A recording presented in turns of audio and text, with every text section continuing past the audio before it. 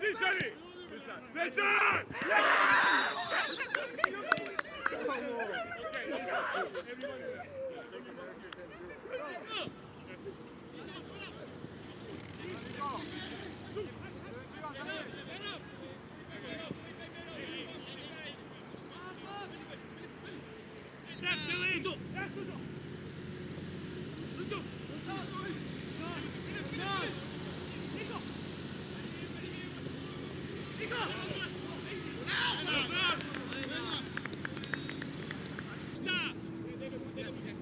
Nico! Solo Fabi! Fabi, mira! Dale, ya, Zeni! Ya!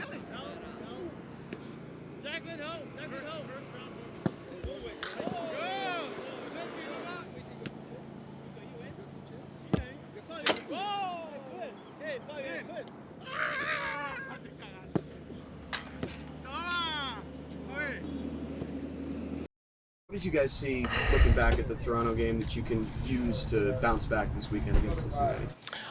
I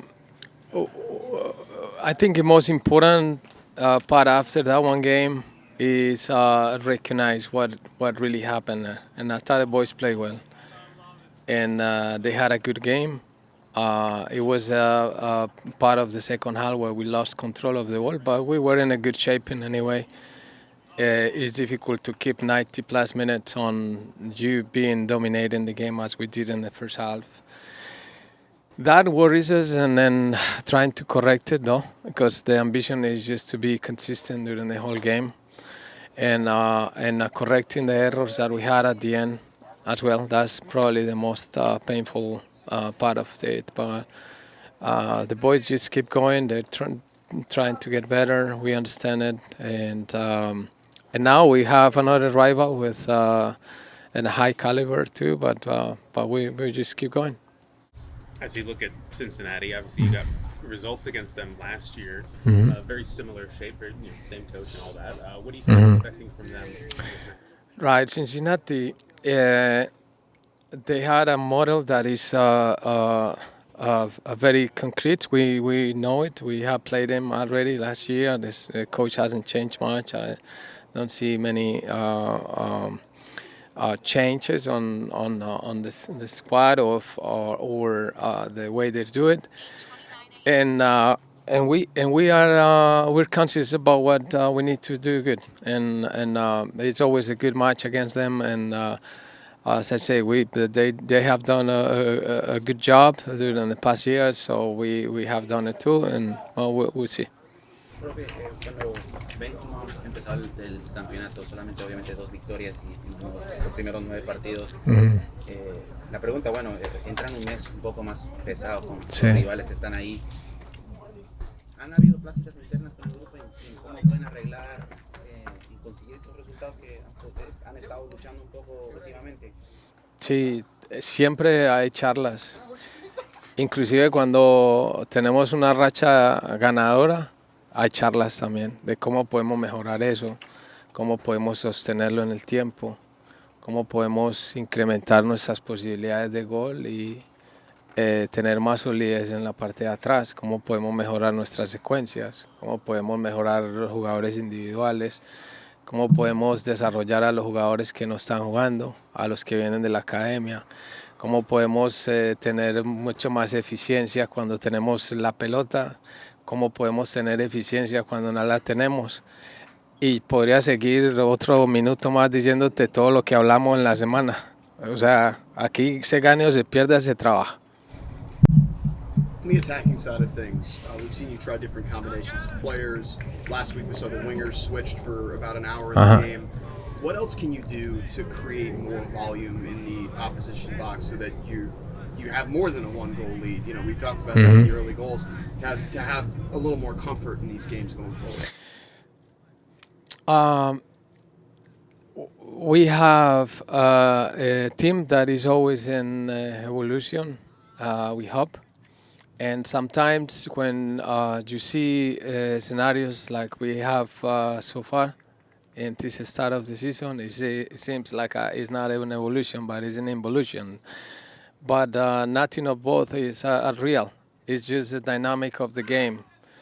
That if we see the metrics, there's many games that we should have won it, and probably others that we should have lost it. And our history when we win it, and then probably we didn't deserve it. So it's just being conscious about how can we solve the problems that we have at the moment and create some alternatives. And we're going to keep trying it. It's those things that you saw in the game, the interchange of the wingers, and see how can we have more volume, how can we have more sequences that produce creation of an option to score. And if we are creating an options to score, how can we score too? And also, how can we avoid it? How can we recover the ball? Well, as I say to him, this is a non-stop trying to make the teams better. And for now, we have to accept that the results are not here, and I am here to be responsible. We'll see if we can find some answers. You obviously have Duncan McGuire scoring. That's always good for the players' confidence. I guess it's the problem the team has. They're trying to figure it out. I guess, how do you kind of insert Luis Muriel into that equation to make sure that you guys have him in a position to start contributing as well? Right, he is in the equations all the time. Is that they are human beings that sometimes they are in their best way, in the best mode possible, and sometimes they are not.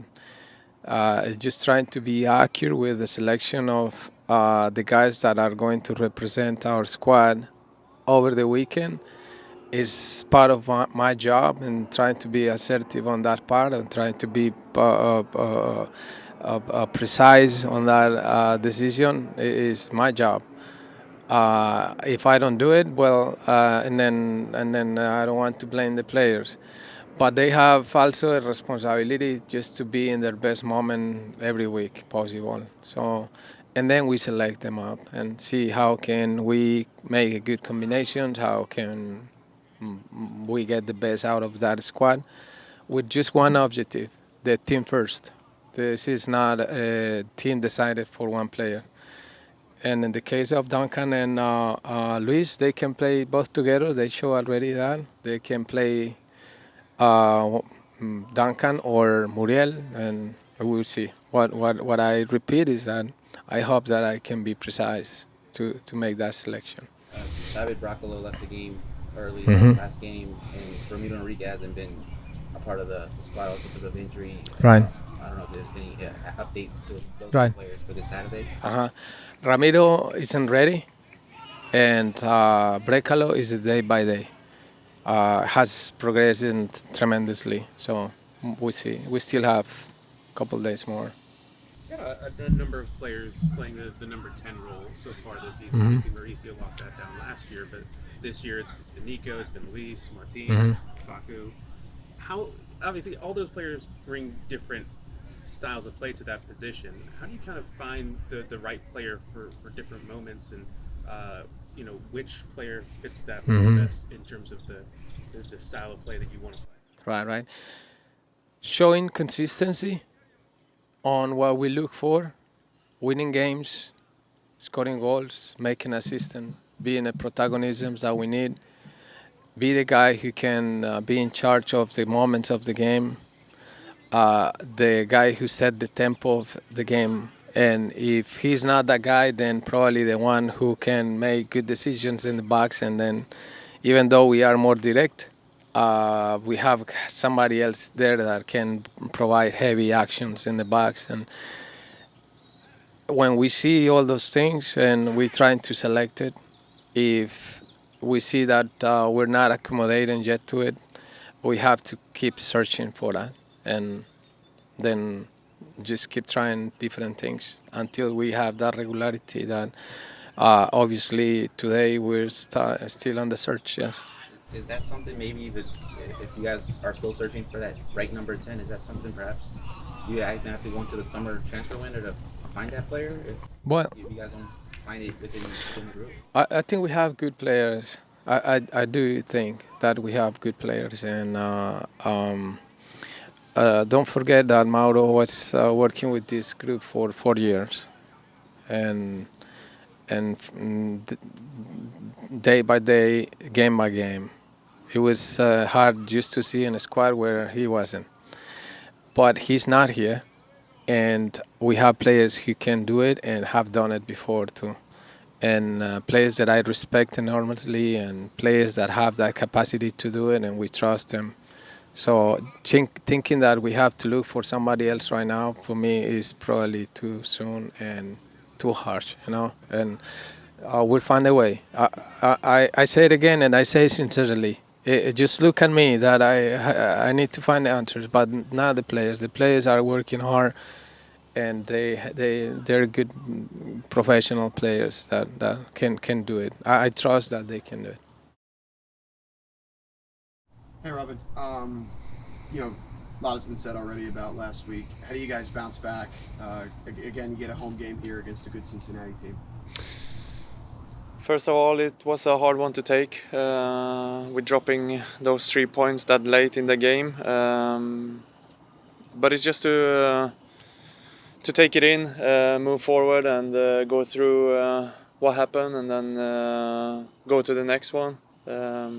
It's the same as when we win. We have to go through what happened in those games, what we did good, what we could do better, and then move on to the next one. So in this case, it's the same, and of course, it's sucking a little bit of energy out of us, getting a loss like that. But that's normal. We're gonna bounce back, and have had a couple of good days training here, and trying to get back on the right path again. So when you did watch the film, what are you guys seeing week to week now that is not letting you have the same defensive solidity that this team has been known for over the years since you've been here? I think we are getting a lot of transitions against us, and I think overall we've been bad in our own box and also in our attacking box. We are not, how do you say, good enough in defensive box and the attacking box. So we have to work together as a unit to be better all over the field too. How we can control the game, calm down the game, like in the end, to not get those type of situations. When you look at, speaking of looking ahead now, you look at Cincinnati, a team that you got results against last year, but obviously still a very good team. What do you kind of see from them that maybe differs from last year, or they kind of caused you problems last year?